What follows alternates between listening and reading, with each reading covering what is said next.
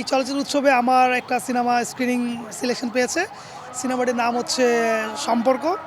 এটি প্রয়াত কবি, লেখক, নির্মাতা তারেক মাহমুদের একটি কবিতা পুরনো ভাষা ছেড়ে যাওয়ার সময় সেই মানে কবিতার অনুপ্রেরণায় অনুপ্রাণিত হয়ে আমি সিনেমাটি বানিয়েছি। একটা সিনেমা সিলেকশন পাওয়াটা একজন নির্মাতার কাছে সবচেয়ে বড় আনন্দের, প্রাপ্তির এবং গর্বের। এবং আমি আরও বেশি আনন্দিত এবং গর্বিত যে ঢাকা আন্তর্জাতিক চলচ্চিত্র উৎসবে আমার এই নিয়ে তৃতীয় সিনেমা সিলেকশন পেয়েছে। এটা আমি গ্রেটফুল। থ্যাংক ইউ ঢাকা আন্তর্জাতিক চলচ্চিত্র উৎসবকে এবং যারা সমাজ জুরি রয়েছেন তাদেরকে ধন্যবাদ জানাই আমার সিনেমাটা সিলেকশন দিয়েছেন। পুরস্কার পাওয়ার উদ্দেশ্য নিয়ে তো সিনেমা বানাইনি, সিনেমাটা বানিয়েছি হচ্ছে গিয়ে মানুষকে আমার গল্পটা বলার জন্য। যদি পুরস্কার আসে সম্মানিত জুরিদের বিচারে, সেটা প্রাপ্তি, সেই সঙ্গে দায়িত্ব বেড়ে যাবে।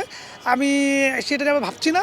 আমি চাই সিনেমাটা লোকে দেখুক, শুধু আমার সিনেমা না, যারা সিনেমা বানিয়েছেন সবার সিনেমা দেখুক, দেশের সিনেমা দেখুক, বিদেশের সিনেমা দেখুক, এবং আমরা আমাদের সিনেমাটাকে যেন আরও উন্নত করতে পারি, সেইটার জন্য হলো আমাদের সবাই সিনেমা দেখা উচিত। আমি অলরেডি একটা ফিচার ফিল্মের কাজ করছি, এটা একটা বড় অংশ শুটিং করে ফেলেছি, বাকিটা করছি। আমার একটা লট বাকি রয়েছে।